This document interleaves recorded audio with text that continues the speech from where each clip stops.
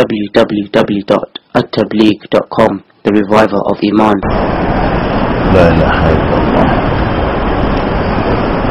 الحمد لله نحمده ونستعينه ونستغفره ونؤمن به ونتوكل عليه ونعوذ بالله من شرور أنفسنا ومن سيئات أعمالنا من يهده الله فلا مضل له ومن يضلله فلا هادي له ونشهد أن لا إله إلا الله وحده لا شريك له ونشهد أن سيدنا ومولانا محمدا عبده ورسوله صلى الله تعالى عليه وعلى آله وصحبه وأتباعه وأزواجه وذرياته وأهل بيته وأهل طاعته أجمعين.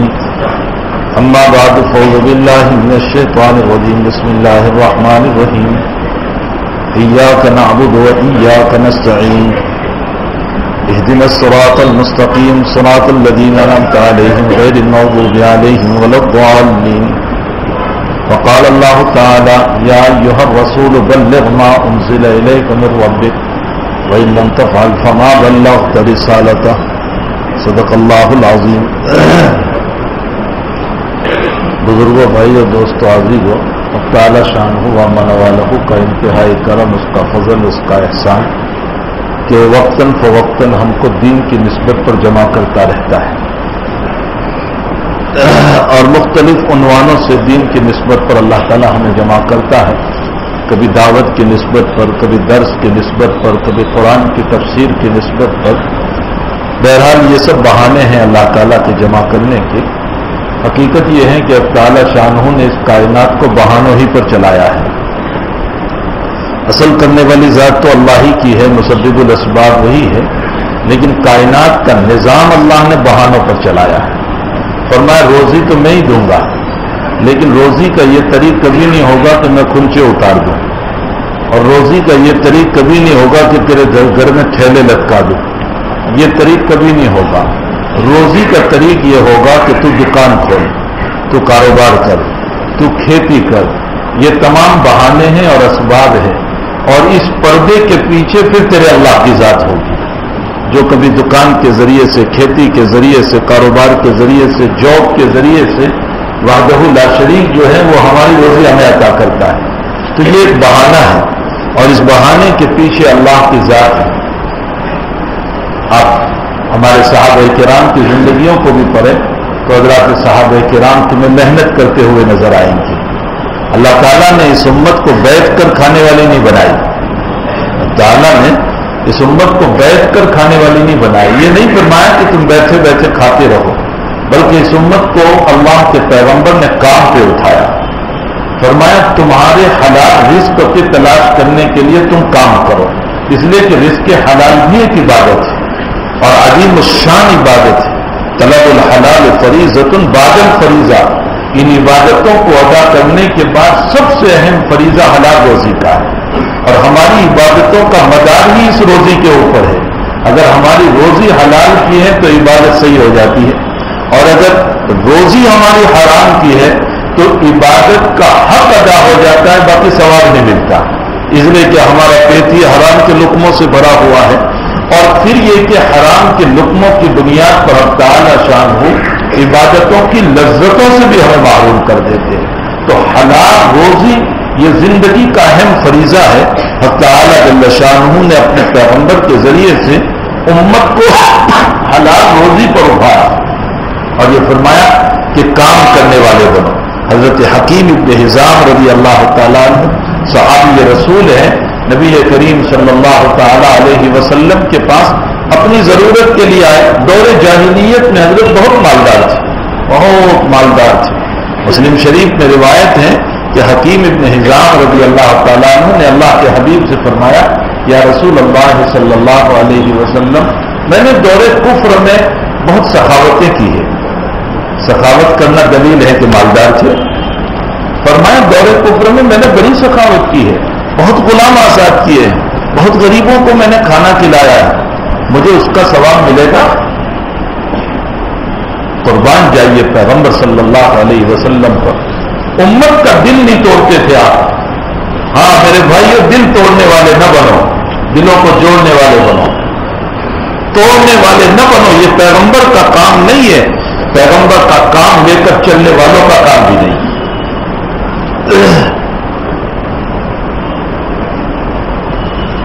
ہمیں چاہیے کہ ہم دلوں کو جوڑنے والے بنیں. توڑ کا مزاج یہ پیغمبر کی شان میں بہت ساری روایات بھری پڑی. حضرت حنظلہ رضی اللہ تعالی عنہ بہت مشہور روایت ہے. نافق حنظلہ، نافق حنظلہ، حنظلہ منافق ہو گیا، حنظلہ منافق ہو گیا. صدیق اکبر مل گئے، فرمایا کیا کہہ رہے ہو؟ منافق منافق. فرمایا ہاں میں منافق ہو گیا. فرمایا کیسے؟ فرمایا نبی کی مجلس میں کیفیت کچھ اور ہوتی ہے.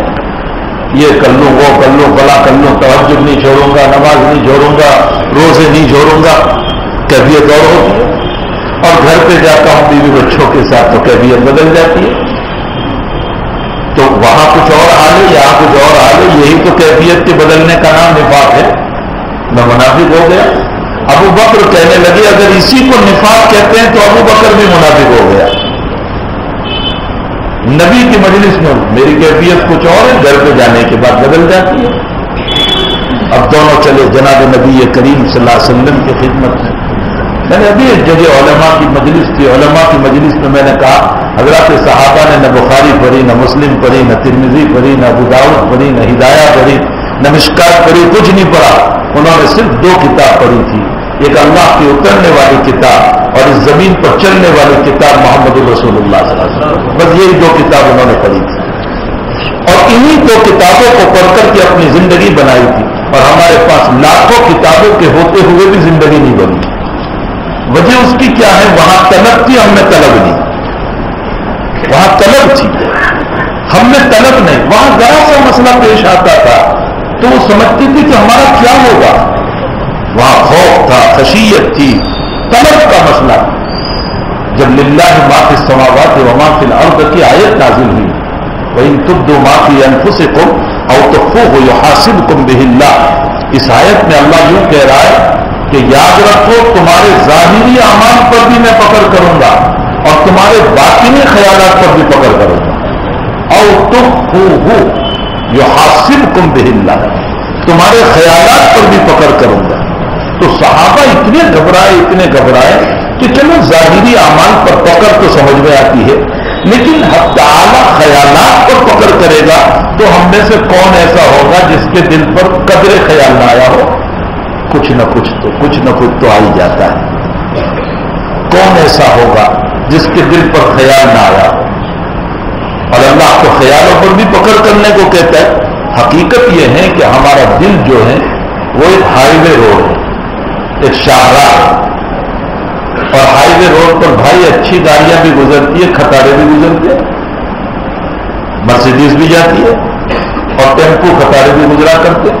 تو ہمارے قلوب پر اچھے خیالات بھی گزرتے ہیں، برے خیالات بھی آتے ہیں.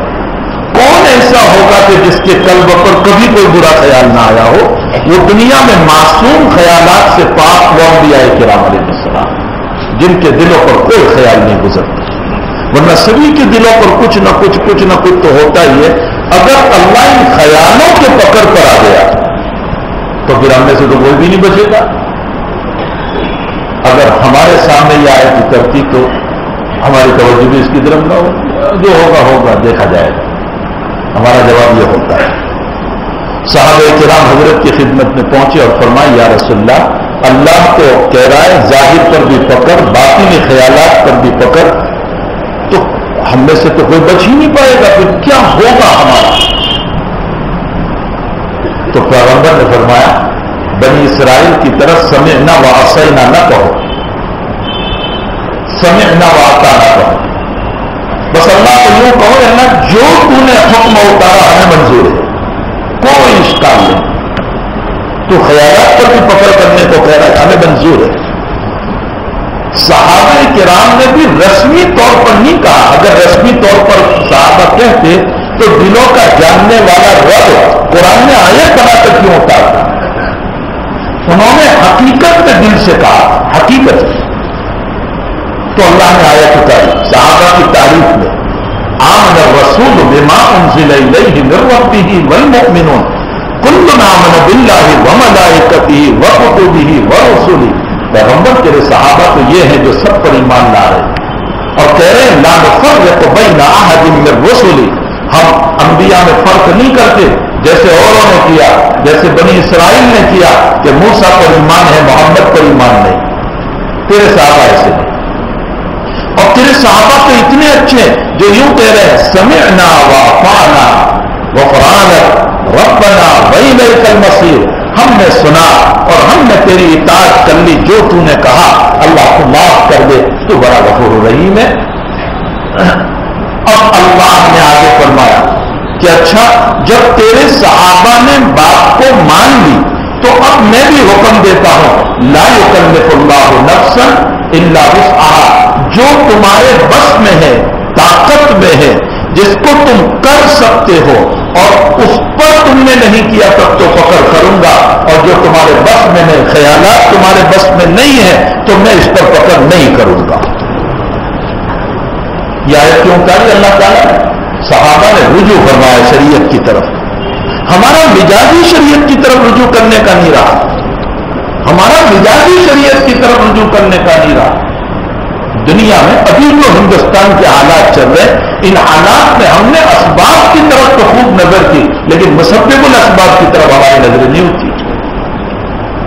भाई हकीकत यह है कि दुनिया के फैसले दूसरे नंबर पर है, पहले फैसला तो वहां से होता है। जो कुछ मसाइल होते हैं पहला फैसला आसमान से हुआ और फिर उसके बाद दुनिया के फैसले होते हैं। हमें तो उस मालिक को पहले सुनाना है। फातिमा ज़हरा रज़ी अल्लाह तआला अन्हा दौड़ी दौड़ी आई मक्की जिंदगी में और अल्लाह के नबी अलैहिस्सलाम से फरमाया कि अब्बा जी क्या बात है, ये बानी तुम्हारे कत्ल का प्लान बन रहा है, ये मक्का वाले तुम्हारे कत्ल की साजिश कर रहे हैं।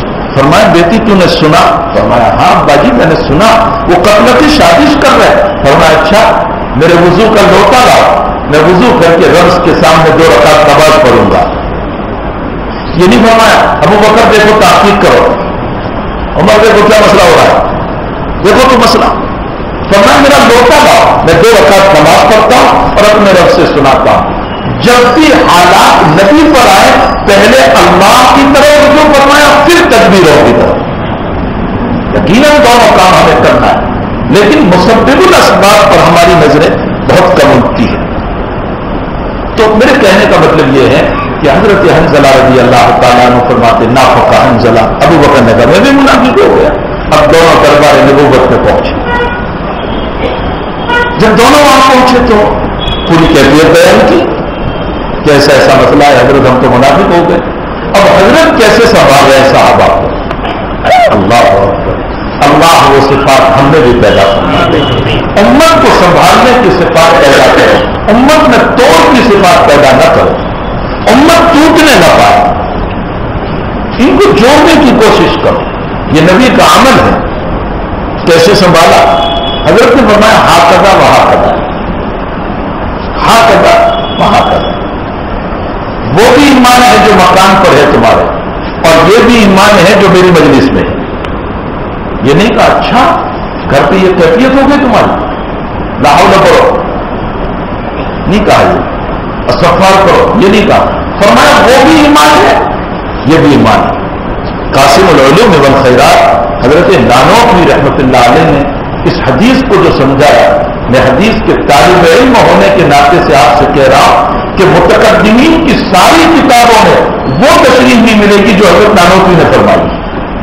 हमारे अकाबिर देवबंद को अल्लाह ने जो ज़ौक़ फहम हदीस का अता फरमाया बहुत जबरदस्त।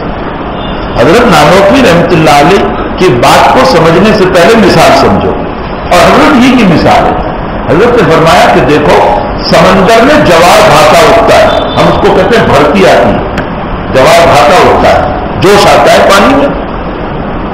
जब चांदनी रोशनी पड़ती है, चांद की रोशनी जब पड़ती है तो जोश आता है पानी में, और वो पानी जोश के मारे मौजे मारता हुआ किनारे की तरफ आता है, बढ़ता ही चला जाता है, बढ़ता ही चला जाता है। और फिर जब रोशनी कम हो जाती है तो फिर वो पानी समेट कर अंदर चला जाता है समंदर में। हजरत नानोवी रहमतुल्लाह अलैह फरमाते हैं कि जब भरती आई, जोश आया, जवार भाटा उठा, تو پانی زیادہ نہیں ہوا، پانی تو اتنا ہی ہے، البتہ پانی میں جوش آ گیا روشنی کی وجہ سے، اور جب وہ روشنی کم ہو گئی تو پھر پانی سکون پذیر ہو گیا اپنی جگہ پر، نہ پہلے بڑھا نہ بعد میں کم ہوا، پانی اتنا ہی ہے، اس میں کوئی کمی بیشی نہیں۔ فرمایا، نبی نے اشارہ فرمایا اس بات کی طرف کہ بھائی ایمان تو تمہارا گھر پہ بھی مضبوط اور میری مجلس میں بھی مضبوط، اس میں کوئی کمی بیشی نہیں، لیکن میرے نور کی روشنی پڑتی ہے تو میری مجلس میں جوش پیدا ہو جاتا ہے اور گھر پہ تھوڑا سا سکون ہو جاتا ہے۔ کیسے سنبھالا صحابہ، ان کا دل ٹوٹنے نہیں دیا، یہ نہیں کہا کہ نہیں وہ تمہارا ایمان جو ہے وہ کمزور ہے۔ یہ مزاج تھا نبی کریم صلی اللہ علیہ وسلم کا کہ کسی طرح امت کو سنبھال لیں، امت کو اپنے ساتھ لگا لیں، امت کو چلائیں۔ بے شمار واقعات روایتوں میں بھرے پڑے ہیں، جن روایات سے معلوم ہوتا ہے کہ حضور پاک صلی اللہ علیہ وسلم نے گرتی امت کا ہاتھ پکڑ کے سنبھالا اور ان کو وہ فضیلتیں بیان فرمائی۔ حضرت اسماء نامی ایک عورت ہے، صحابیہ رضی اللہ تعالیٰ عنہ، اسماء بنت عمیس رضی اللہ تعالیٰ۔ یہ لوگ اصل چلے تھے حبشہ سے اور آ رہے تھے مدینہ، بلکہ یمن سے چلے تھے یہ لوگ اور آ رہے تھے مدینہ شریف۔ پانی جہاز سے آ رہے تھے تو طوفان شروع ہو گیا۔ اس زمانے میں ایسی بڑی بڑی کشتیاں تو تھیں نہیں، تو ان کی کشتی پہنچ گئے حبشہ۔ جب حبشہ کشتی پہنچی ان کی تو وہاں حضرت جعفر رضی اللہ تعالیٰ عنہ اور صحابہ جو مکے سے ہجرت کر کے پہنچے تھے وہ سب وہاں موجود تھے۔ ملاقات ہو گئی، ان کے ساتھ وہاں کچھ قیام کیا۔ خیبر کے واقعے کے بعد یہ پورا قافلہ حبشہ سے اب چلا مدینہ المنورہ۔ جب یہ مدینے آئے تو اسماء بنت عمیس رضی اللہ تعالیٰ عنہ، حضرت حفصہ رضی اللہ تعالیٰ عنہ جو عمر کی بیٹی ہے اور نبی کریم صلی اللہ علیہ وسلم کی زوجہ محترمہ ہے، ہم سب کی ماں ہے، ان کے پاس بیٹھی ہوئی تھی اور حضرت عمر داخل ہوئے، چونکہ اپنی بیٹی تھی تو داخل ہوئی۔ تو حضرت حفصہ سے پوچھا بیٹی کون عورت ہے، یہ کون ہے مہمان؟ فرمایا اسماء بنت عمیس۔ فرمایا اچھا آل حبشیہ آل بحریہ، ارے تم وہی تو ہو نا جو حبشہ سے آئے، تم وہی تو ہو جو سمندری راستے سے آئے؟ فرمایا ہاں وہی ہے۔ فرمایا ہمارے لیے ڈبل حصہ، تمہارے لیے ایک حصہ ثواب کا، ہمارے لیے ڈبل حصہ ثواب کا، اس لیے کہ تم تو لیٹ آئی ہو اور ہم تو بہت پہلے آ گئے، نبی کو تعاون کی ضرورت تھی تب ہم آ گئے مدینے کے اندر۔ حضرت عمر نے جو بیان دیا تو حضرت اسماء کو سے ہو گئی، کہنے لگی تم لوگ تو مرغے مسلم کھا رہے تھے، یہاں پر ہم پریشانیوں میں پڑے ہوئے تھے، تمہارے حالات اچھے تھے، ہم وہاں مسائل میں تھے، اور تم اپنے آپ کی فضیلت بیان کر رہے ہو ہمارے اوپر۔ میں حضرت کے پاس جا کر عمر تیری شکایت کروں گی اور ایک لفظ بھی کم و بیش نہیں کروں گی، اور میں اس وقت تک کھانا نہیں کھاؤں گی جب تک کہ تیری شکایت نہ کر دوں۔ قسم کھا لی۔ شام کو حضرت کی خدمت میں پہنچی اور فرمایا اللہ کے حبیب پاک صلی اللہ علیہ وسلم، عمر نے ہم کو ایسا ایسا کہا، جبکہ مسائل میں ہم رہے، پریشانیوں میں ہم رہے، کتنی تکلیفوں میں ہم رہے، وہ عیسائیوں کا ملک تھا، ہمیں سیدھا کھانا نہیں مل رہا تھا، یہاں تو اطمینان تھا، مدینے میں سکون تھا، اور عمر نے ایسا کہا۔ فرمایا اچھا تو تم نے کیا جواب دیا؟ تو کہا میں نے یہی جواب دیا جو حضرت آپ کو سنایا۔ تو اللہ کے حبیب صلی اللہ علیہ وسلم نے فرمایا کہ تم نے بالکل صحیح جواب دیا، تم نے بالکل صحیح بات کہی۔ حضرت معاذ صلی اللہ علیہ وسلم نے اسماء کے دل کو جیت لیا اور فرمایا تم نے بالکل صحیح بات کہی، اچھا ہوا تم نے یہ کہا تو، لیکن یہ نہیں کہا کہ عمر کی بات غلط ہے، اس لیے کہ یہ مسئلہ مسلم ہے کہ جو پہلے ہجرت کر کے آئے ہیں ان کی فضیلت ہوگی ان لوگوں پر جو بعد میں آئے ہیں، لیکن اسماء کی بات کو بھی ایک درجے میں حضرت نے رکھ کر اسماء کے جی کو بھی خوش کر دیا۔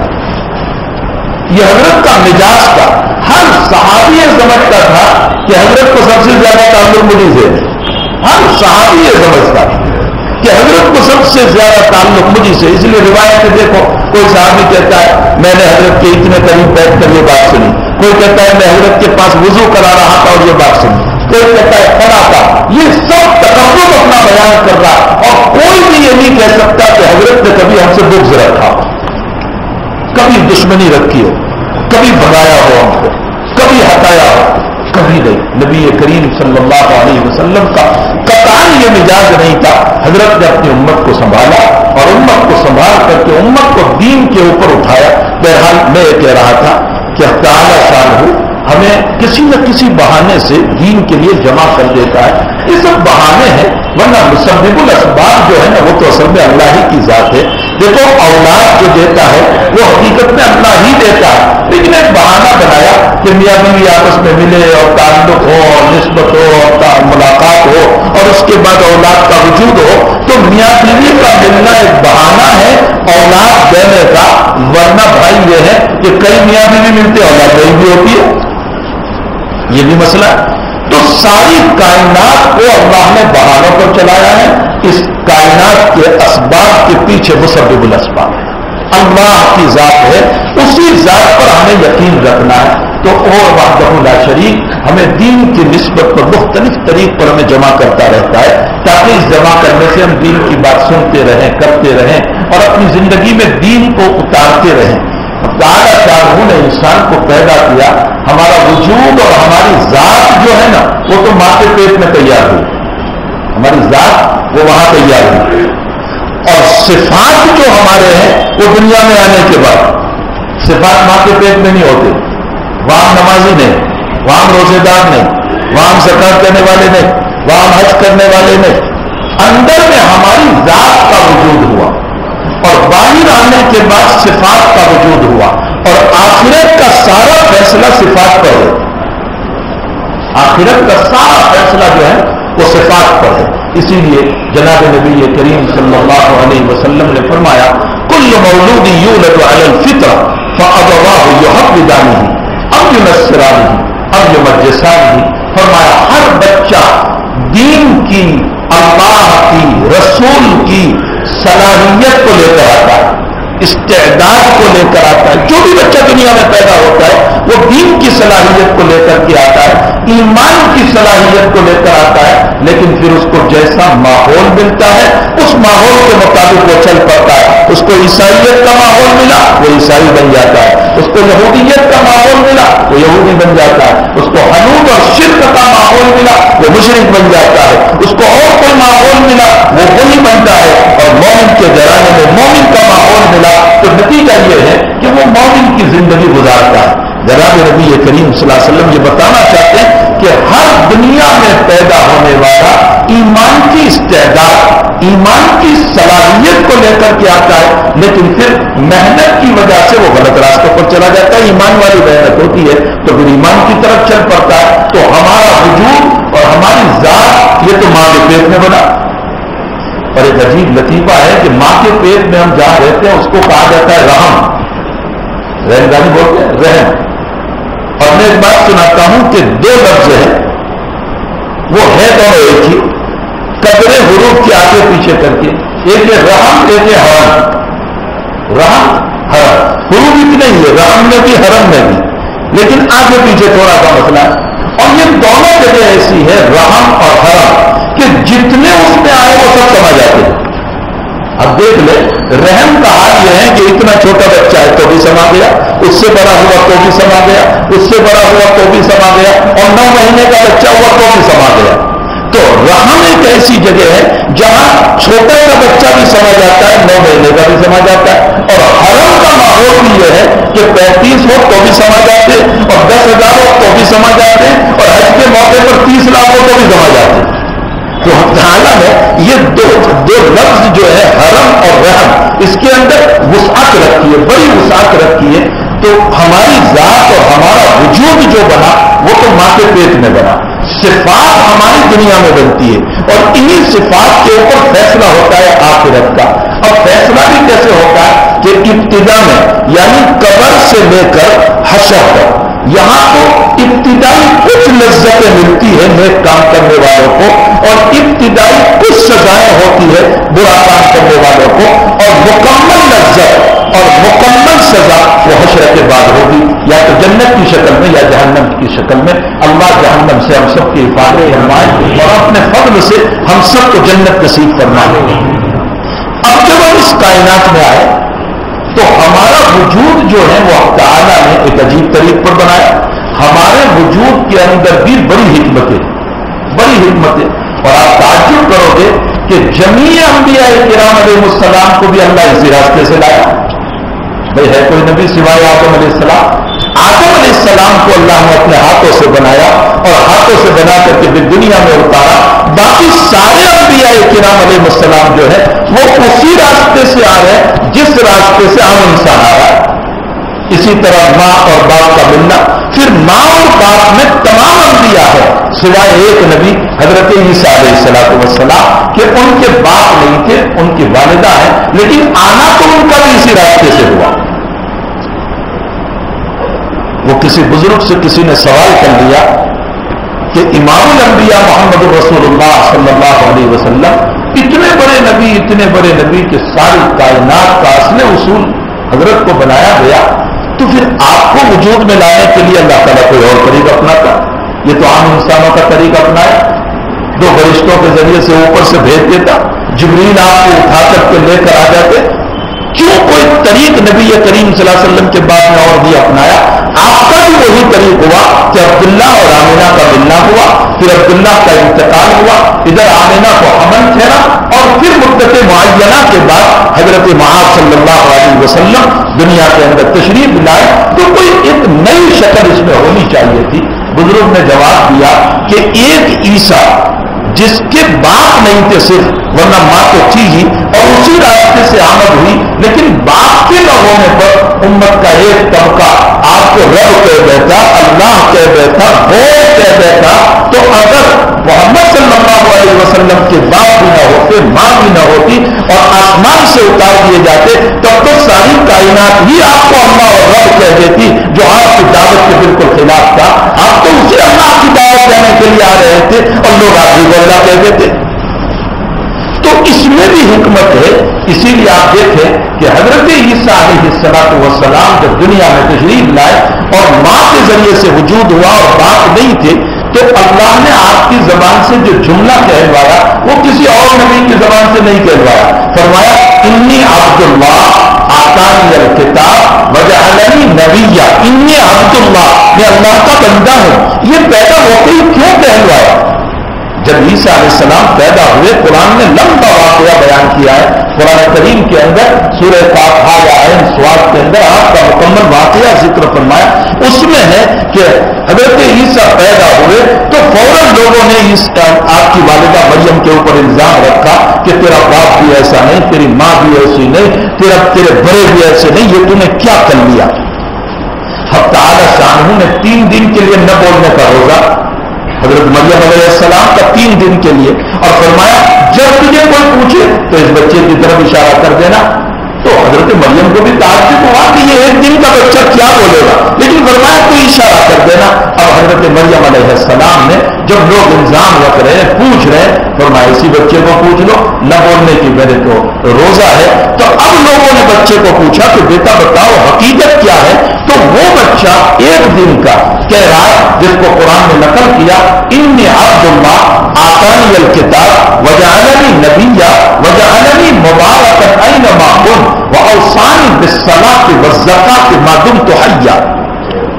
میں اللہ کا بندہ ہوں، مجھے اللہ نے کتاب دی، مجھے اللہ نے نبی بنایا، اور جب تک میں رہوں گا حق تعالی شانہ نے مجھے نماز کا وجعلنی، مجھے صلاۃ کا، زکات کا حکم دیا، ما دمت حیا۔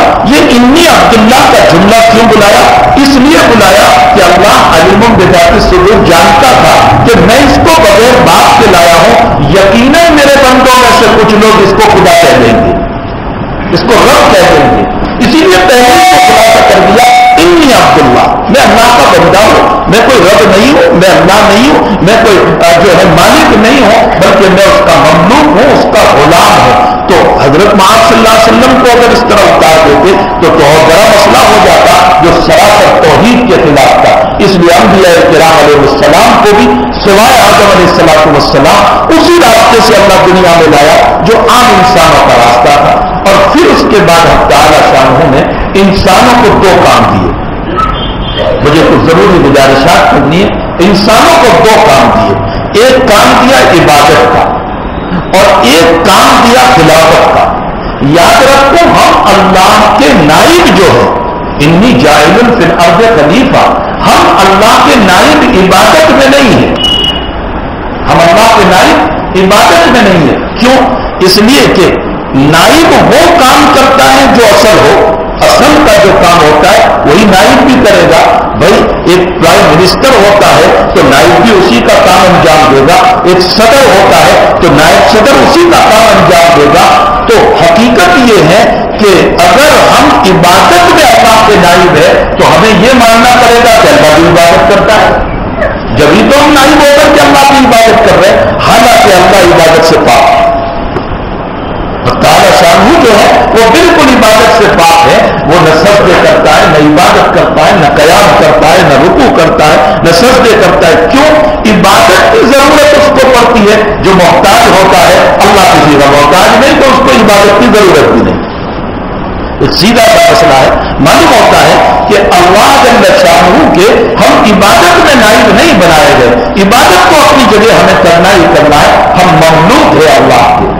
وہ ہمارا مالک ہے، وہ معبود ہے، ہم اس کے عابد ہیں. ہمیں عبادت گزار بنایا گیا.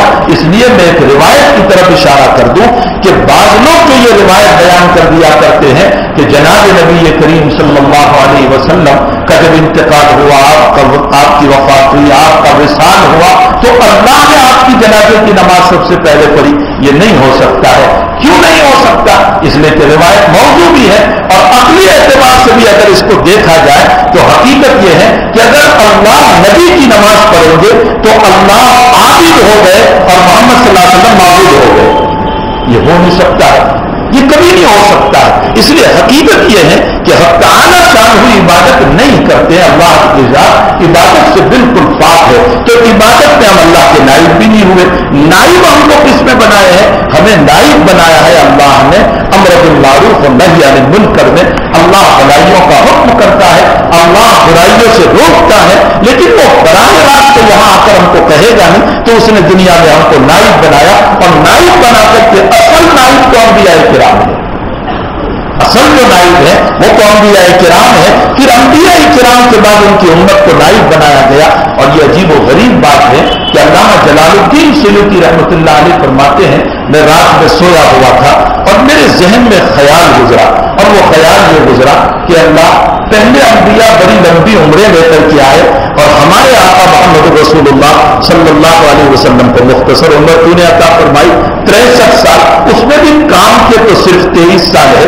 40 سال تو نبوت سے پہلے کے ہیں. تو تو نے اگلے نبیوں کو لمبی لمبی عمریں دی، جبکہ وہاں پہ ایک نبی کے بعد دوسرے نبی، دوسرے کے بعد تیسرے نبی آ ہی رہے تھے. امت کے بگاڑ کو وہ درست کر لیتے. محمد رسول اللہ صلی اللہ علیہ وسلم کے بعد تو کوئی نبی آنے والا نہیں تھا. ضرورت تو یہاں تھی کہ ہمارے نبی کو لمبی عمر دی جاتی تاکہ امت میں جب کبھی کوئی بگاڑ پیدا ہو جائے تو وہ نبی آپ صلی اللہ علیہ وسلم امت کی اصلاح کر دیتے. آپ کو 1000 سال دے دیتے، آپ کو 1200 سال دے دیتے، آپ کو 1500 سال دے دیتے. اگر 1500 سال ملتے تب تو ہم بھی آپ کی زیارت سے مشرف ہو جاتے. کتنا اچھا موقع مل جاتا. بھلا آپ کو اتنی مختصر عمر کیوں دی؟ سوال یہ ہوتا ہے کہ ضرورت اس امت کے اندر کی لمبی عمر کی وہ نہیں دی اور اگلی امت کے اندر لمبی عمریں دی. جلال الدین سیوطی فرماتے ہیں کہ جب یہ سوال ذہن میں آیا تو اللہ نے جواب بھی ان کا فرمایا. بزرگوں کے قلوب پر تعالیٰ جواب ان کا کیا کرتا ہے. فرمایا اللہ نے جواب میرے ذہن میں یہ ڈالا، جلال الدین ایک مسئلہ سمجھ لو، اگلے نبیوں کی امت پر میرے دین کے بعد میں مجھے اعتماد نہیں تھا. وہ میرے دین کو نہیں لے کر چل سکتی تھی، وہ میری شریعت کو لے کر چل نہیں سکتی تھی. اس لیے میں نے اپنے دین کو انبیاء کے ذریعے سے چلایا اور محمد رسول اللہ صلی اللہ علیہ وسلم کی امت پر مجھے اعتماد ہے کہ اگر میرے نبی دنیا سے رخصت بھی ہو گئے تو اس کی لاڈلی امت جو ہے وہ میرے دین کو قیامت تک سنبھال لے گی. وہ یقیناً یہ اس دین کو سنبھال لے گی. اس لیے میں نے اپنے پیغمبر کو یوں کہا کہ میرے محبوب آپ مضبوط اور ٹھوس محنت کر کے توحید اور عبادت کو بٹھا بٹھا کر کے آپ دنیا سے تشریف لے آئے، پھر آپ کی لاڈلی امت اس دین کو سنبھال لے گی اور قیامت تک اس دین کو سنبھالے گی، جس کو آقا صلی اللہ علیہ وسلم نے اپنی زبان سے یوں بیان فرمایا، لا تزال طائفة من امتی منصورین علی الحق الی یوم القیامہ ولا یخافون لومۃ لائم۔ فرمایا میری امت میں ایک جماعت ایسی ضرور رہے گی قیامت تک جو حق بات کو بیان کرتی رہے گی اور ملامت کرنے والوں کی ملامت سے نہیں کرے گی۔ کوئی بھی ان پہ ملامت کرے، ان کے بستر کو پھینکے، ان کو برا بھلا کہے، ان کو گالی دے دیں، ان پر کفر کے فتوے لگا دے، طرح طرح کی باتیں ان کے ساتھ کر لیں، لیکن وہ حق بات کے بیان کرنے سے ہٹنے والے نہیں ہیں، بلکہ وہ برابر حق بات کو بیان کرتے چلے جائیں گے۔ معلوم یہ ہوتا ہے کہ اس دین کی ذمہ داری بحیثیت نیابت و بحیثیت خلافت اللہ تعالیٰ نے اس امت کے اوپر ڈالی ہے۔ تو حقیقت یہ ہے کہ اللہ نے اپنے بندوں کو دو کام عطا فرمایا، ایک عبادت کا کام عطا فرمایا اور ایک خلافت کا کام عطا فرمایا۔ عبادت کا کام ہماری ذاتوں سے متعلق ہے، ہمیں نماز پڑھنا ہے، ہمیں روزے رکھنا ہے، ہمیں زکوٰۃ دینا ہے، ہمیں صدقہ کرنا ہے، ہمیں اخلاق حسنہ سے رہنا ہے، ہمیں حرام سے بچنا ہے، ہمیں حلال کھانا ہے۔ ان تمام کا تعلق ہماری ذات سے ہے، اور اس عبادت کو قرآن کریم کی اس آیت کے اندر حق تعالی شانہ نے بیان فرمایا، ایاک نعبد و ایاک نستعین، ہم تیری ہی عبادت کرتے ہیں۔ اچھا، اس سے پہلے اللہ نے کچھ اپنی تاریخی کلمات فرمائے، الحمدللہ رب العالمین، تمام تعریف اس اللہ کے لیے جو سارے جہان کا رب ہے۔ الرحمن الرحیم، رحمان اور رحیم، رحمان اور رحیم میں رحمت کا معنی ہے، اور مالک یوم الدین میں قیامت کے دن کا مالک ہوں، اور مالک میں تھوڑا غضب کا معنی، غصے کا معنی معلوم ہو رہا ہے۔ دنیا کا دستور یہ ہے کہ جب کوئی کسی پر غصے ہوتا ہے تو کیا کہتا ہے؟ میں مالک ہوں، اور میں مالک ہوں، تو کون مجھے کہنے والا آ گیا؟ میں مالک ہوں۔ دنیا کا دستور یہ ہے کہ جب کسی پر غصہ کرتا ہے تو مالک کا لفظ استعمال کرتا ہے۔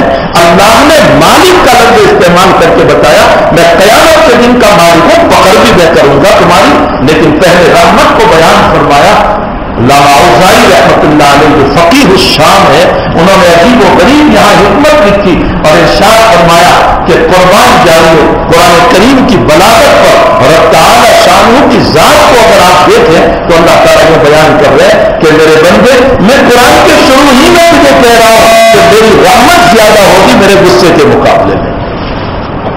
اسی لیے رحمان کو پہلے لایا اور مالک یوم الدین کو بعد میں لایا، اور یہی وجہ ہے کہ اللہ نے اپنے عرش کے اوپر لکھا ہوا ہے، سبقت رحمتی غضب، میری رحمت میرے غصے کے اوپر غالب ہے، میری رحمت میرے غصے کے اوپر غالب ہے۔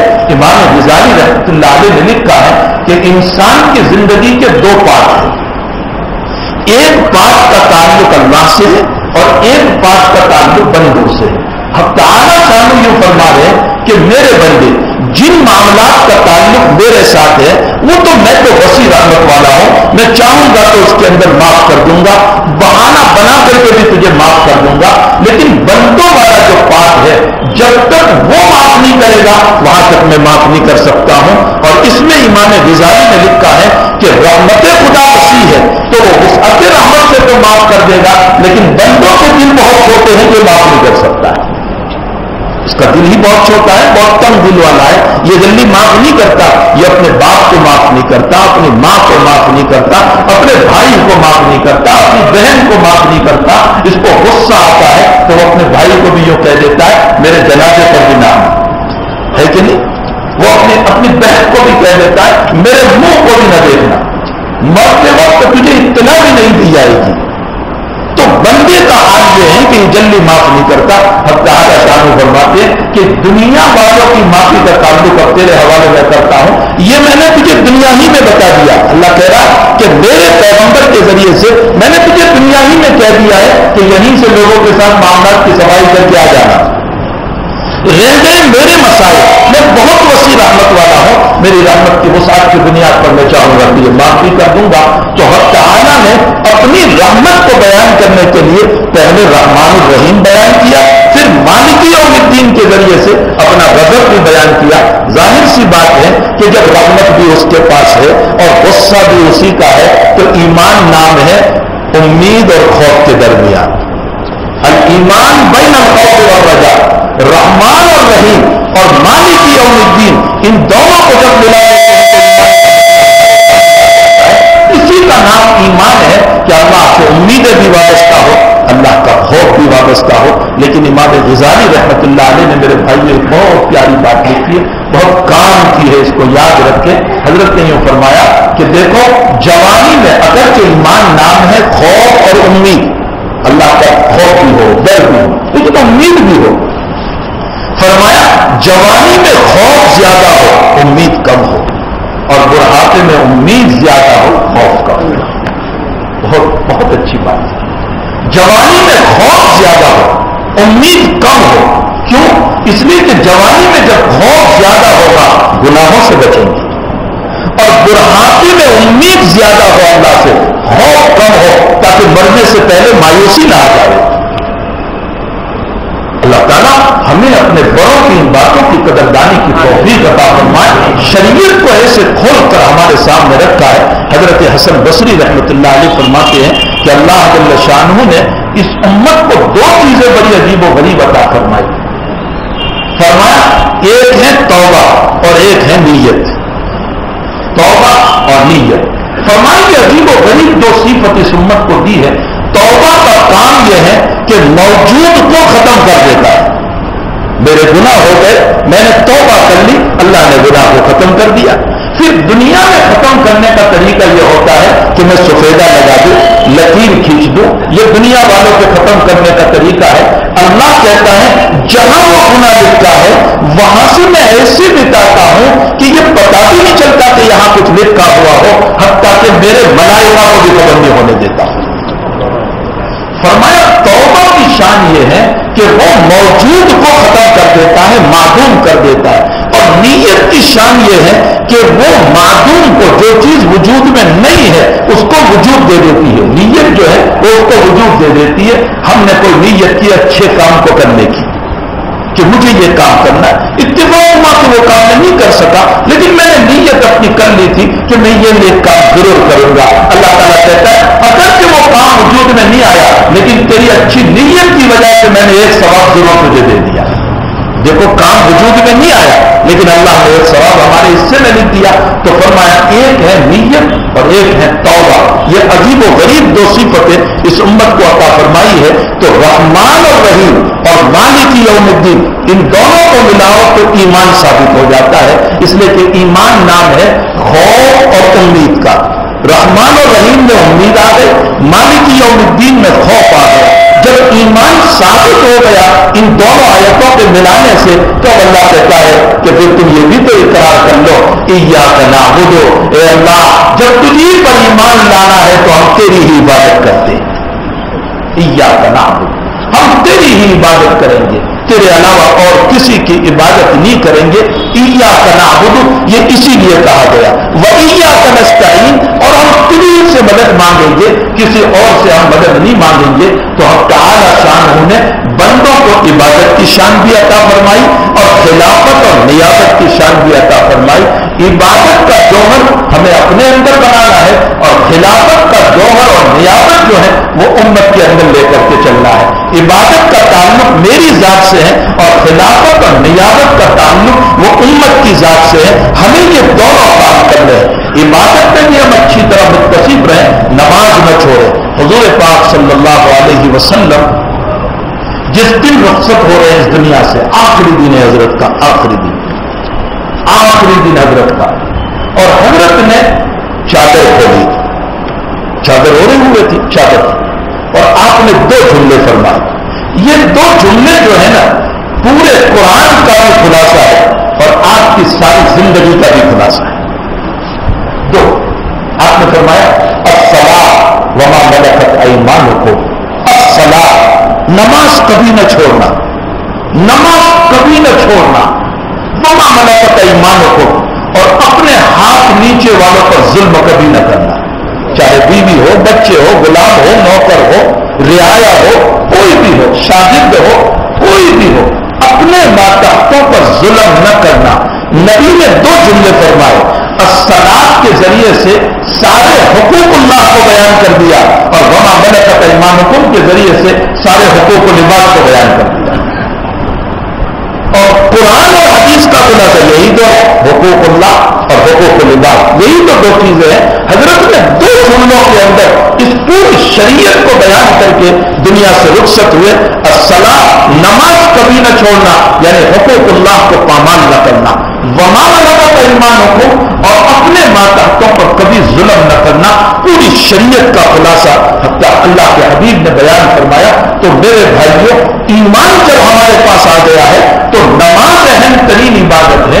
ہماری زندگی میں اتنی آ جائیں کہ نماز ہماری طبیعت بن جائے. ابھی ہماری طبیعت نہیں بنی, نماز طبیعت نہیں بنی. طبیعت بننا کس کو کہتے ہیں؟ کھانا طبیعت ہے. بھوک لگتی ہے, سب کچھ چھوڑ دیتے ہیں, کھانا پہلے ہونا چاہیے چونکہ طبیعت ہے. پیاس لگی ہے, پانی پینا طبیعت ہے. ہماری یہ طبیعت نماز کے بعد نہیں بنی. یہی تو وجہ ہے کہ کبھی کاروبار نے ہماری نماز چھڑا دی. یہی تو وجہ ہے کہ کبھی کھیت نے ہماری نماز چھڑا دی. یہی وجہ ہے کہ کبھی بیوی کی محبت نے نماز کو چھڑا دیا. یہی وجہ ہے کہ کبھی بچوں کی محبت نے نماز کو چھڑا دیا. یہی وجہ ہے کہ آپ غور فرمائیں, حق تعالی شانہ نے تہجد کے اوپر جو ثواب عطا فرمایا, اللہ اکبر. اللہ کرے کہ ہم کچھ پڑھنے والے ہیں. امت کی سنت سے غافل ہے, تہجد کی سنت سے بہت غافل ہے. اللہ ہماری زندگیوں میں تہجد کی سنت زندہ فرما دے. اتنے بڑے نبی کو اللہ کو کہہ رہا ہے, یا ایھا المزمل قم اللیل الا قلیلا نصفه او انقص منه قلیلا او زد علیہ ورتل القرآن ترتیلا انا سنلقی علیک قولا ثقیلا ان ناشئة اللیل هی اشد وطئا واقوم قیلا ان لک فی النہار سبحا طویلا. کیا کہہ رہا ہے؟ ان لک فی النہار سبحا طویلا. سبحن کا معنی کیا ہوتا ہے عربی زبان کے اعتبار سے؟ سبحن کا معنی تیرنا. سبحن کا معنی تیرنا, پانی میں کہتے ہیں انسان تیرنا. پیغمبر کو اللہ کہنا ان لک فی النہار سبحا طویلا, اور میرے محبوب تجھے تو دن میں بہت تیرنا ہوتا ہے. تو پیغمبر کہاں تیرتے تھے, کہاں تیرتے تھے؟ پھر یہ لفظ قرآن میں کیوں استعمال فرمایا؟ اللہ اکبر, اللہ اکبر. اللہ ہمیں قرآن سمجھا دے, اللہ ہمیں قرآن سمجھا دے.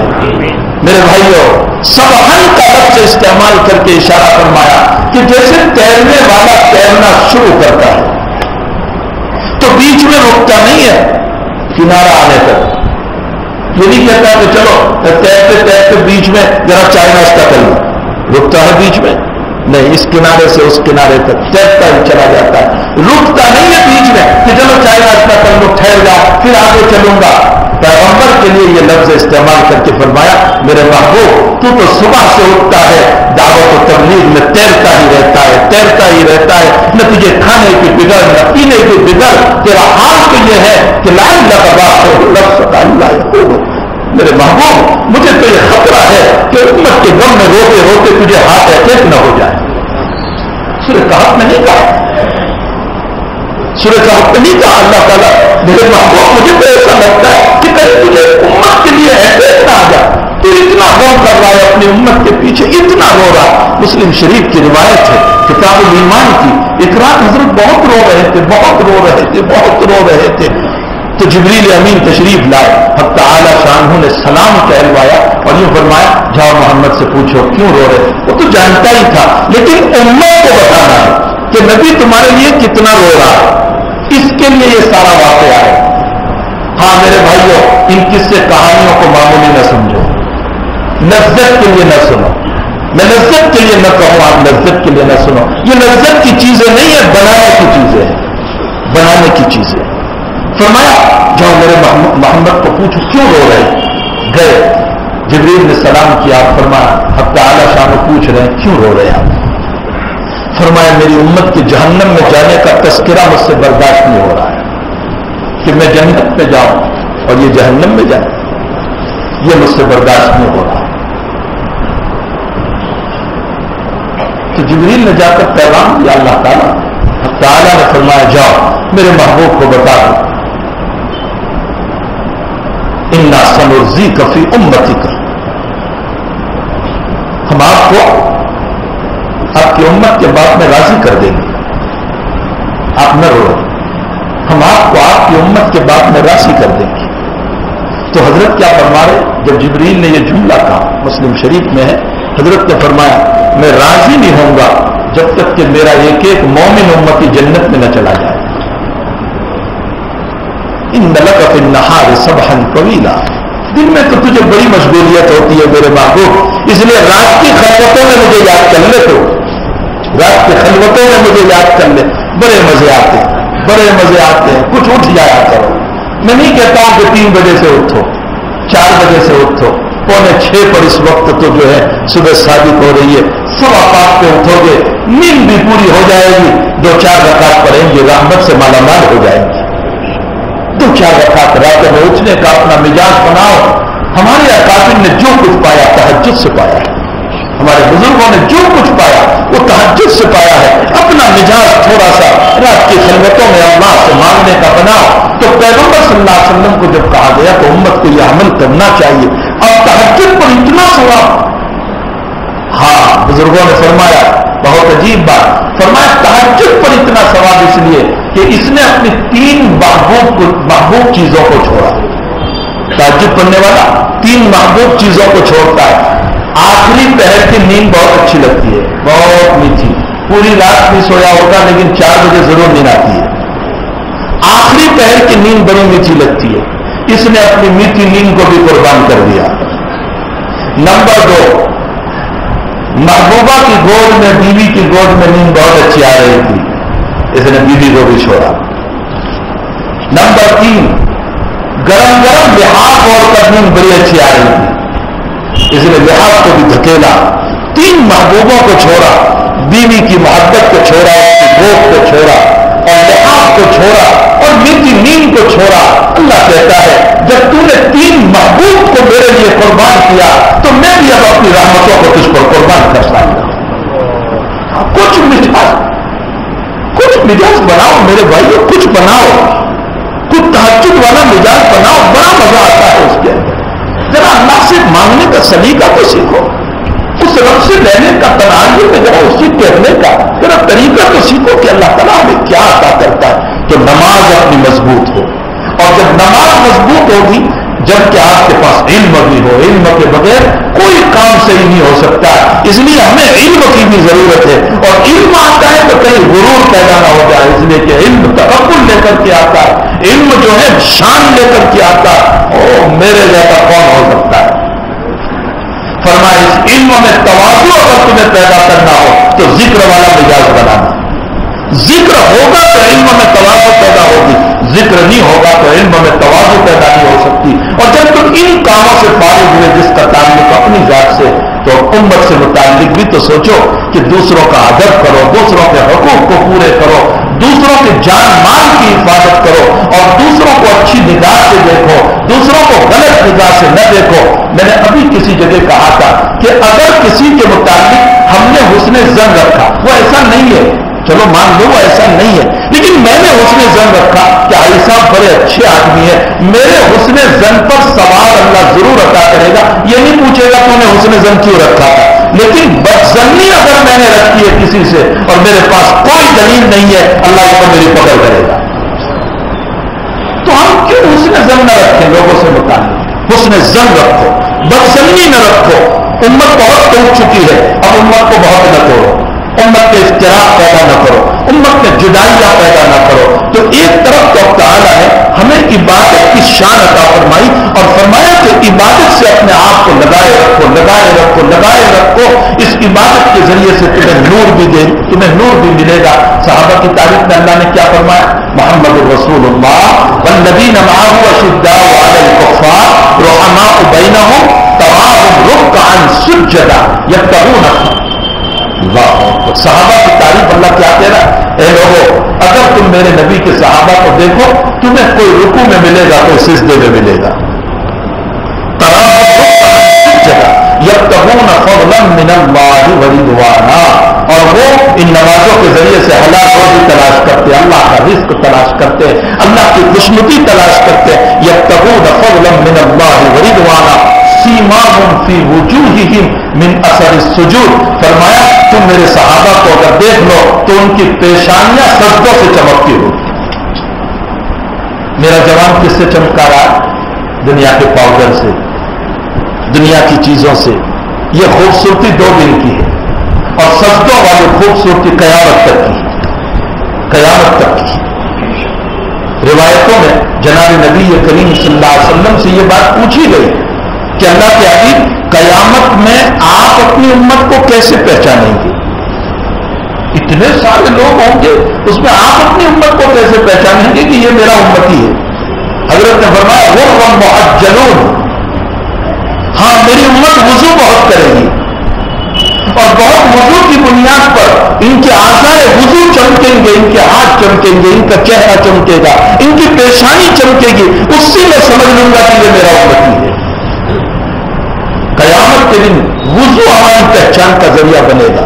غر محجلون، اسی لیے علماء نے لکھا ہے کہ اگر وضو موجود ہو اور تم دوسری مرتبہ کو عبادت کرنا چاہتے ہو، پہلے وضو سے نماز ہو جائے گی، کوئی عرض نہیں، انکار نہیں ہے. لیکن اگر وضو کر لو گے وقت کی وجہ سے تو اس پر اور سونے پر سہاگا ہو جائے گا.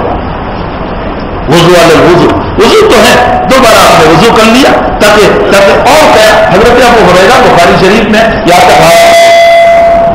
پر ایک شاگرد پیچھے کھڑے تھے، کہنے لگے حضرت یہ کیا کر رہے ہیں؟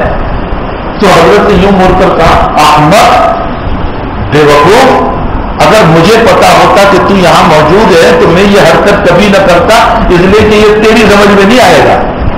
حضرت نے فرمایا یہ تیری سمجھ میں نہیں آئے. حضرت ابو ہریرہ تو دوستوں جواب دیتے تھے.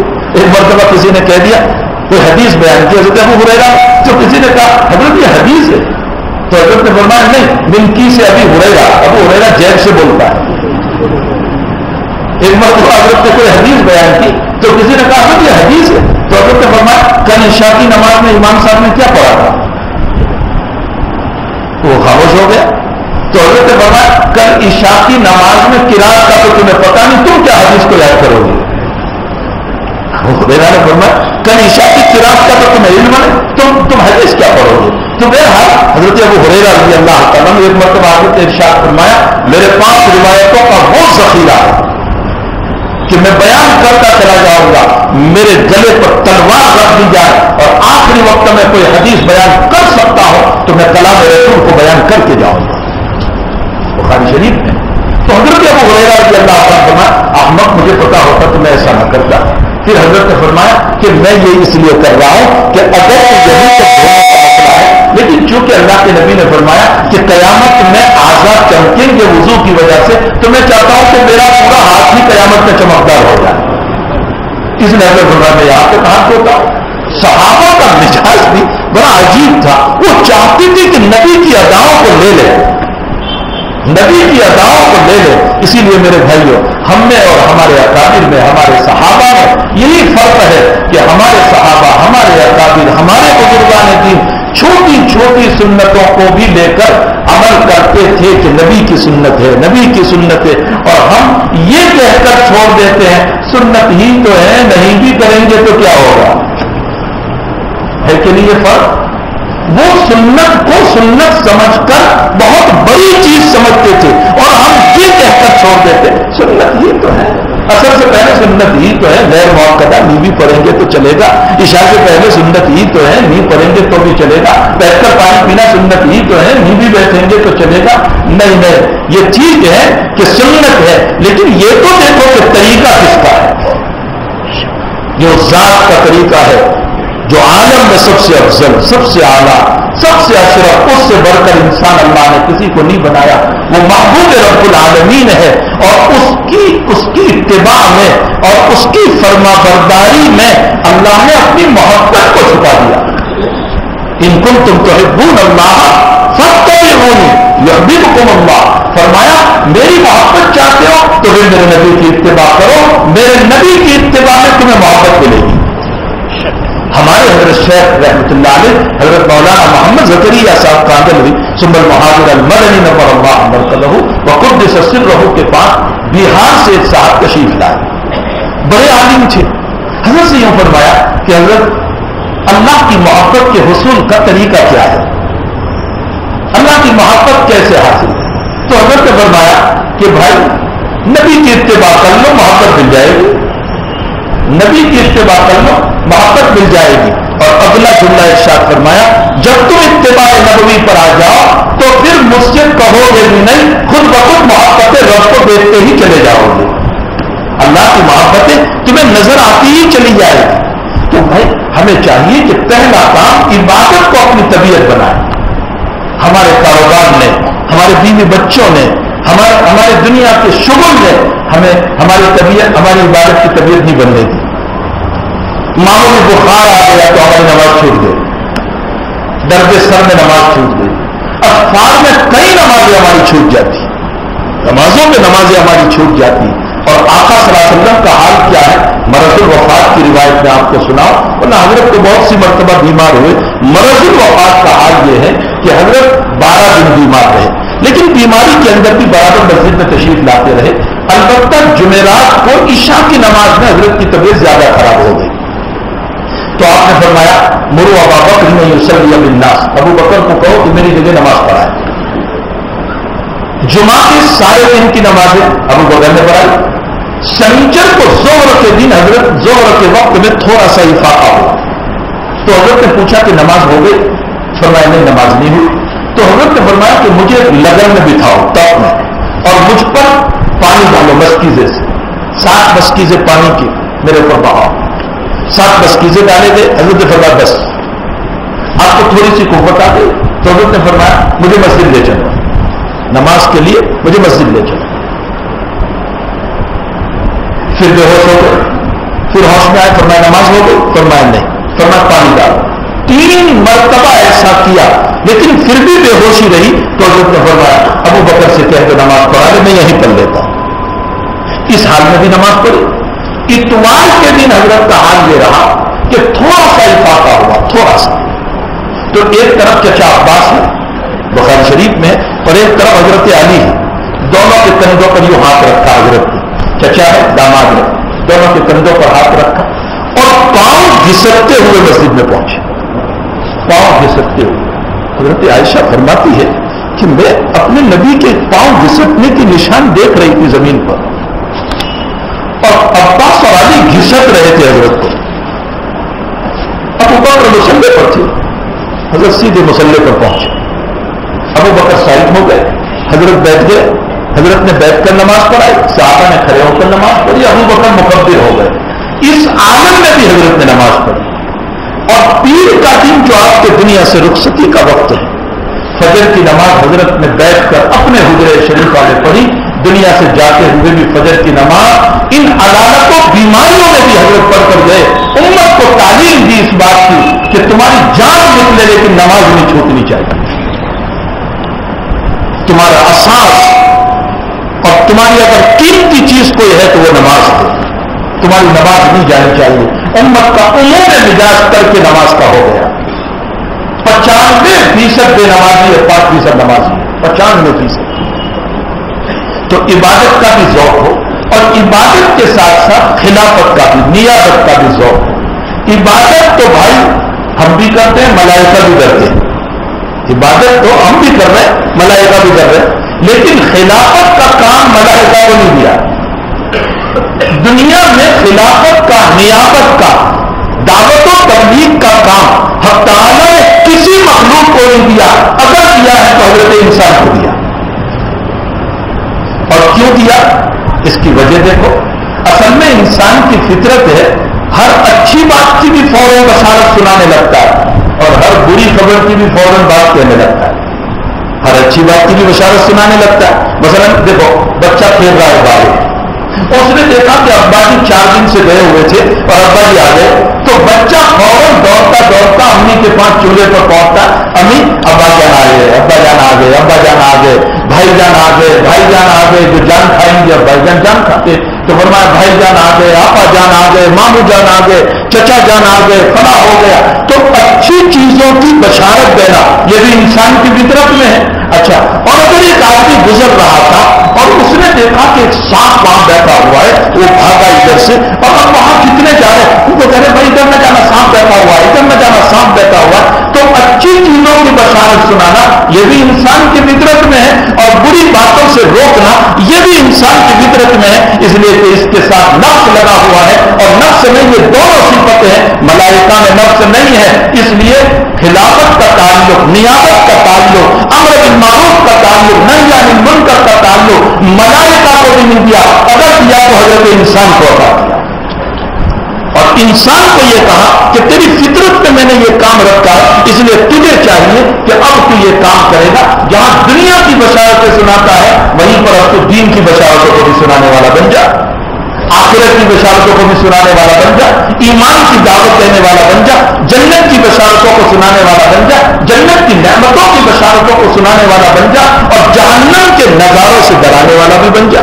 जहन्नम से डराने वाला बन, जहन्नम से हटाने वाला बन, जहन्नम के मिजाज से लोगों को दूर करने वाला बन। इसीलिए कुरान करीम में हक़ तआला शानहू ने फरमाया, इन्नल लज़ीना क़ालू रब्बुना अल्लाह सुम्मा इस्तक़ामू ततनज़्ज़लु अलैहिमुल मलाइका अल्ला तख़ाफू व ला तहज़नू व अबशिरू बिल जन्नति अल्लती कुंतुम तुअदून।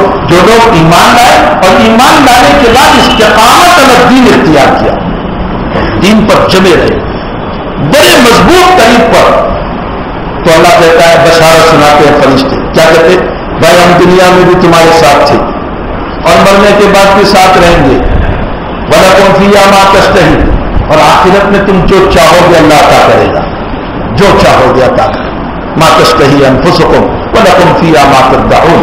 ये मेहमानी होगी नुज़ुलन मिन गफूरिर रहीम, रब्बे करीम की तरफ से, रब्बे करीम की तरफ से मेहमानी होगी, और बड़ी मेहमान, इसलिए कि मेजबान बहुत बड़ा है। दुनिया का दस्तूर यह है कि दुनिया का मेजबान जितना बड़ा होता है उस शान से वो मेहमानी किया करता है। अल्लाह कितना बड़ा है, उसकी मेहमानी कैसी होगी? कोई अंदाज कर सकता है कि उसकी मेहमानी कैसी होगी? ये चंद दिन के चौचले हैं दुनिया के, चंद दिन, ये चंद दिन के चौचले हैं। यहाँ की खुशियां भी फानी, यहाँ की गमियां भी फानी, यहाँ के हालात भी फानी, यहाँ की नेमतें भी फानी, यहाँ की हर चीज फानी। खुशियां कितने दिन है, गमियां कितने दिन है? एक वक्त पर खुशी भी खत्म होती है, एक वक्त पर गमी भी खत्म होती है, हालात भी खत्म होते हैं, नेमतें भी खत्म होती है, परेशानियां भी खत्म होती है, अच्छे हालात भी खत्म होते हैं। लेकिन जन्नत की जो नेमतें हैं, जो खुशियां हैं, वो कभी खत्म होने वाली नहीं, कभी मिटने वाली नहीं, कभी फनाइयत की शान में। तो हम क्यों उस खुशी के ऊपर दुनिया की खुशी को कुर्बान न कर दे? है दुनिया के अंदर मेरी औलाद या मेरा नफ्स कह रहा है मैं ये इसराफ कर लूं, मैं ये फजूल खर्ची कर लूं, मेरे घर पे निकाह है, इस निकाह के अंदर मैं 4 लाख का शामियाना बना लूं और 5 लाख का फला काम कर लूं और 10 लाख का ये काम कर लूं। इधर बेटी का तकाजा, बेटे का तकाजा, नफ्स का तकाजा, और उसको हम ये समझाएं मेरे बेटे तेरी शादी 50,000 के खाने में भी हो सकती है, वलीमा यकीनन सुन्नत है, अपनी हद में रहकर के मैं तेरा वलीमा कर दूं, और बाकी जो हमारी चीजें हैं वो हम अपनी जात पर भी इस्तेमाल करेंगे जरूरत में, और अल्लाह के बंदों के ऊपर भी इस्तेमाल करेंगे। अगर मेरी और आपकी ये सोच बन जाती है तो फिर दुनिया की खुशी को आखिरत की खुशी पर कुर्बान कर दिया। फरमाया वलकुम फिया मा तश्तही अनफुसुकुम वलकुम फिया मा तदउन नुज़ुलन मिन गफूरिर रहीम। लेकिन ईमान मजबूत कब होगा, कब मजबूत होगा? हज़रत मौलाना उमर साहब रहमतुल्लाह अलैह की बात में नकल करो, जो मैंने गोदरा के इस्तेमा में इन कानों से सुनी। हजरत ने फरमाया ईमान तुम्हारा मजबूत होगा 3 कामों के करने से, और वो 3 काम कुरान बयान कर रहा है इसी आयत के बाद। वो 3 काम, हजरत की बातें तो मोहम्मद साहब की बातें बड़ी अजीब हुआ करती थी। फौरन जमात भेजने का मशवरा था, फौरन जमात भेजने का मशवरा था। तो जब फौरन का नाम आता है तो सभी लोग जी हम भी चलेंगे, जी हम भी चलेंगे, जी हम भी चलेंगे। तो बहुत सारे लोगों ने अपने नाम लिखवाए फौरन जमात के अंदर। तो हजरत ने बहुत प्यारा जुमला, मैं इसको बहुत लज्जत लेकर बयान करता। हजरत ने फरमाया हम फौरन उन लोगों को भेजेंगे जिन वहां के हालात देखकर जिनकी आंखों में पानी आता है, हम उन लोगों को नहीं भेजेंगे वहां की खुशियां देखकर मुंह में पानी आता है। जो वहां की खुशियां देखकर मुंह में लाल टपकने लगे हम उनको नहीं भेजेंगे। उम्मत के बिगड़े हुए हालात को देखकर जिनको रोना आता है हम उनको भेजेंगे। तो हजरत ने फरमाया कि इस्तिकामत अल दीन और ईमान की मजबूती जो है वो 3 कामों से, वो कुरान बयान कर रहा। वमन अहसन इन्नल लज़ीना नुज़ुलन मिन गफूरिर रहीम। इसके बाद क्या है? वमन احسن قولا ممن دعا، پہلا کام اللہ کے دین کی دعوت کو دنیا میں عام کرو. ومن احسن قولا ممن دعا الی اللہ، اللہ کی طرف بلاؤ لوگوں کو، اس سے تمہارا ایمان مضبوط ہوگا. دوسرا کام وعمل صالحا، اپنی زندگی کو بھی اعمال صالحہ پر ڈالو. یہ نہیں کہ میں دوسروں کو کہتا پھروں اور میری زندگی کو سدوں. اس کی وجہ سے ہمارا ایمان جو ہے بدنام ہو گیا ہے، ہم بدنام ہو گئے. فرمایا دعوت کا کام کرو، دوسرے نمبر پر اپنی زندگی. وقال اننی من المسلمین، اور تیسرا کام فرمایا جو کچھ تم کام کرو اس کام پر اترانا اور تکبر نہ ہو، یوں کہو عام مسلمانوں کی طرح میں بھی ایک مسلمان ہوں، تواضع اختیار کرو. تین کا دعوت کا مزاج بناؤ، اعمال صالحہ کا مزاج بناؤ اور تواضع کا مزاج بناؤ. اگر یہ تین کام ہے تو انشاءاللہ تعالی ہمارے ایمان میں استقامت پیدا ہو جائے گی. شاہ عبدالعزیز صاحب محدث دہلوی رحمۃ اللہ علیہ کے بعد میں لکھتا ہے کہ میرٹھ سے ایک مسلم اور غیر مسلم دونوں کے دونوں چلے. مسلم دوست تھے دونوں، تو غیر مسلم کو دعوت دی کہ بھائی ایمان لے آؤ، ایمان لے آؤ، ایمان. تو غیر مسلم نے کہا کہ اچھا میں ایمان کو لاؤں اس اللہ پر، لیکن پہلے یہ تو بتاؤ کہ وہ اللہ بھی مسلمان ہے یا نہیں. تو مجھے بلا رہا ہے تو اللہ مسلمان ہے کہ نہیں؟ تو مسلمان نے کہا بالکل میرا اللہ مسلمان ہے. تو کہا دلیل کیا ہے اللہ کے مسلمان ہونے کی؟ تو ماتا اتنا بڑا تو میں عالم نہیں کہ دلیل ہو. اچھا ہم دہلی جاتے، وہاں مولوی عبدالعزیز بہت مشہور عالم ہے، بڑے عالم، ہم ان سے یہ پوچھیں گے. دہلی پہنچے، شاہ عبدالعزیز صاحب کی خدمت میں دونوں پہنچے اور وہاں پہنچ کر مسلمان نے کہا کہ احمد یہ میرا دوست ہے، میں نے اس کو ایمان کی دعوت دی، ایمان آ بھی چکا ہے، لیکن یہ پوچھ رہا ہے کہ اللہ مسلمان ہے کہ نہیں. میں نے کہا مسلمان. تو اب یہ دلیل پوچھ رہا ہے تو میرے پاس دلیل تو ہے. تو حضرت نے فرمایا کہ ہاں اللہ مسلمان ہے. تو ہمارا دلیل؟ غیر مسلم نے پھر پوچھا کہ دلیل؟ فرمایا اللہ قرآن میں کہتا ہے فذبحوا بقرہ، گائے ذبح کرو، اور گائے ذبح کرنے کا حکم تو مسلمان ہی دیتا ہے، غیر مسلم تھوڑے ہی دیتا ہے. عجیب سی دلیل حضرت نے پیش فرمائی قرآن دلیل سے، فذبحوا بقرہ، گائے ذبح کرو. تو یہ تو مسلمان ہی حکم دیتا ہے، غیر مسلم تھوڑے ہی حکم دیتا ہے. معلوم ہوتا ہے اللہ مسلمان ہے. فوراً اس آدمی نے کلمہ پڑھا. مجھے جو سنانا ہے وہ بات یہ ہے کہ اس کو مسلمان بنایا، حضرت نے مصلی بچھایا اور 2 رکعت نماز پڑھی اور حضرت سے فرمایا، حضرت تعالیٰ شانہ سے فرمایا اللہ اس کی تو ہدایت کا وقت آ چکا تھا، تیرا کرم ہوا کہ تو نے عبدالعزیز کو اس کے لیے استعمال کر لیا. یہ بات سنا. تو میرے بھائیوں کسی کی ہدایت میں ہم استعمال ہو جائیں احسان مانیں. شراب کا نشہ اتر جاتا ہے، پیسوں کا نشہ اتر جاتا ہے، عبادتوں کا نشہ جلدی نہیں اترتا. یہ بڑا خطرناک نشہ ہے. بے نمازی سے تکبر کرنا، شرابی سے تکبر کرنا، یہ بڑا خطرناک نشہ ہے. یہ نشے نہ اپناؤ. اللہ نے ہمیں توفیق دی ہے، احسان مانو صلی اللہ کہ اس نے ہمیں اپنے کام کے لیے استعمال کیا. اور دعا کرو کہ اللہ اس بے نمازی کو بھی نمازی بنا، اس شرابی کو بھی شراب چھڑا دے، اس جوان کی زندگی بنا دے، اس جگاری کے جگار کو چھڑا دے. اس کے لیے دعاؤں کا اہتمام کرو، اس کو حقیر نہ سمجھو، اس کو تانے نہ دو، اس کو توڑو مت، اس کے دل کو نہ توڑو، اس کو ٹھیس نہ پہنچاؤ. کیا معلوم کہ وہ توبہ کر کے اللہ کا مقرر کرے اور میں تکبر کر کے اللہ سے دور ہو جاؤں. یہ بڑا خطرناک نشہ ہے. اللہ جل شانہ ہم تمام کو دعوت کا مزاج خوب نصیب فرمائے اور عبادت کا مزاج بھی خوب نصیب فرمائے. تو بھائی یہی تو کام ہمیں اصل کرنے، اپنی زندگی بھی بنے اور امت کی زندگی بھی بنے. اور اس کے لیے ہمارے پاس وقت کا تقاضا کیا جاتا ہے کہ تھوڑا سا وقت یاد رکھو. یہ جو ہم چلا 4 مہینے کی ترتیب میں یہ جو ہم چلتے ہیں، اس کا یہ مطلب نہیں نکلا کہ میں نے 4 مہینے کی ترتیب میں سارا کام کر لیا اور مسئلہ پورا ہو گیا. یہ مطلب نہیں ہے. مطلب یہ ہے کہ ہم اس ترتیب میں جڑیں گے تو اس ترتیب کے ذریعے سے ہمارا کام والا مزاج بنے گا، دعوت والا مزاج بنے گا. امت کی بے دینی کو دیکھ کر ہمارا دعوت کا مزاج بنے گا اور دلوں میں رونا آئے گا، دلوں پر غم ہوگا، امت کی فکریں ہوگی. اور اس کے لیے ہمارے پاس ایک ترتیب رکھی گئی. 3 دن کی ترتیب ہے، 10 دن کی ترتیب ہے، چلے کی ترتیب ہے، 4 مہینے کی ترتیب ہے. میں ابھی کل ہی ملاوی سے آ رہا ہوں. اس وقت ملاوی کے اندر 12 جماعتیں کام کر رہی ہیں، فورن جماعتیں. ہمارے ہندوستان کی بھی 2 जमातें वहां पहुंची हुई है, पाकिस्तान की करीबन 7 जमातें वहां पहुंची हुई है। और आप ताज्जुब करोगे कि देहात से देहात बस्तियों के अंदर जहां टूटी फूटी मस्जिदें हैं, पंखे वंखे कुछ नहीं, बिल्कुल छत नीचे है, और मच्छर वहां के ऐसे होते हैं कि वो काट ले तो मौत का खतरा हो जाता है, बड़े खतरनाक वहां के मच्छर होते हैं। और 2 पाकिस्तानी साथियों का इसमें इंतकाल हो भी गया, लेकिन आप ताज्जुब फरमाएं वो पंजाब के इलाके से थे, और पंजाबियों का मिजाज बड़ा सख्त होता है, वो चाहते ये हैं कि लाश हमारे पास पंजाब भेजी जाए, आजाद पंजाब की बात मैं कर रहा हूं कि हमारे पास भेजी जाए।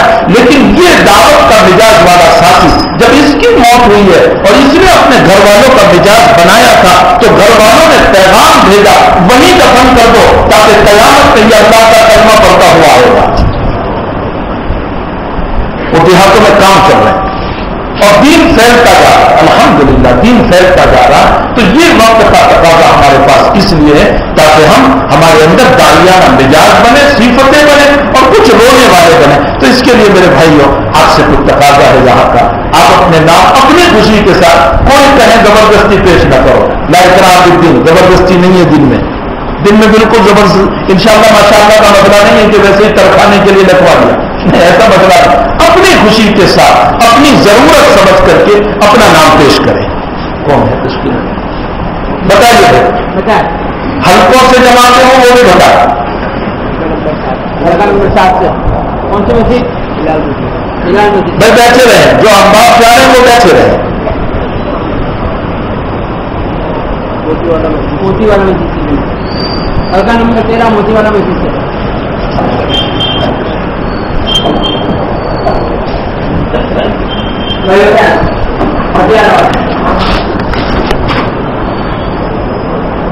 www.attableek.com, the reviver of